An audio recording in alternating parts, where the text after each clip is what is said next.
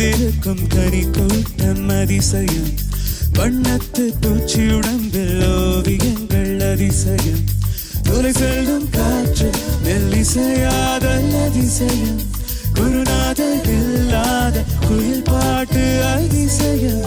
அதிசயமே அசந்து போகும் நீ எந்த அதிசயம்